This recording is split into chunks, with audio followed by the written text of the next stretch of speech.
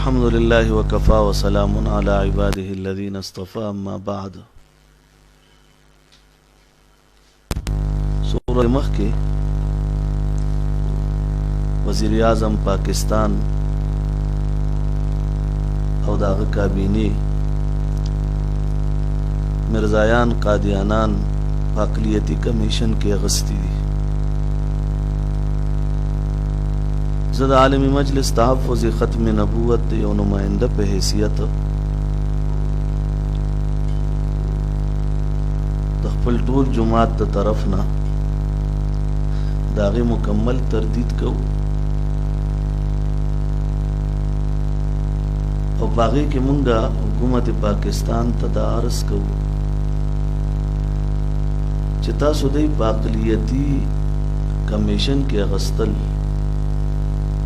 نو آیا دا معلومات هم کړو چې قادیانه بذات خود ځان اقلیت منی پاکستان کې کتا سو چریدا وایي چې پاکستان په آئین کې خود اقلیتی کافر دی نو د پاکستان آئین خو باقاعده لیکلی دی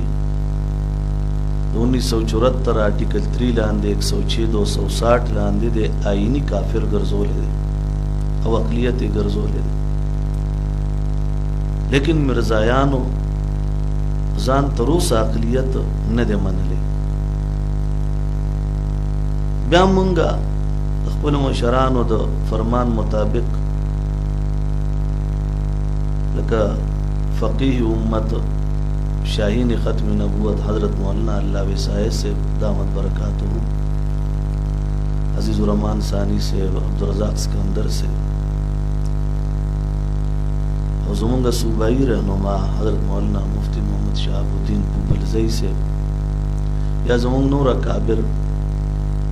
چه څنګه غي وایي چې قادیانان دا اعلان وکړي چې او موږ احمدیان کافران یو احمدی کافر یو نو چې کله دی احمدی کافر ځان تسلیم کی بیا بالکل اقلیتی کمیشن کې واخلي لیکن چې غي ځان اقلیتی کافر نه مني د آئین پاکستان انکار کوي نو دا خو بیا حکومت وقت هم د مرتکب د آئین د ماتولو ګرځي. موږ حکومت پاکستان نه مطالبه کوو چې په دې خپل فیصله باندې تاسو خو غور او تدبر وکړئ ځکه چې تاسو هم د آئین پاکستان د خپل لاندې راکاږلو مرتکب ګرځي په دې باندې. آئین پاکستان وایي چې د کافر دی او اقلیت دی.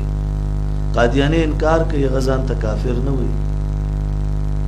وګورئ د مرزا مسرور بیانات ووري مرزا طاهر ناصر بیانات ووري پاکستان کې کوم قادیانان موجود دي خیر میډیا باندې د قادیانانو چې دلته څوک مشري اگر اول ځان ته د احمدي کافر وي و دی وایي چې زه اقلیت محمدي کافر یم کافر لفظ د ځان ته وي په پاکستان د آئین مطابق کافر دی نو چې دا وایي هغې نه بعد بالکل اقلیتی کمیشن کې والی موږ د اقلیت و حقوق نه پامال کوو لیکن د آئین پاکستان دفاع به ضرور کوو. ټول قوم تم دا اپیل دی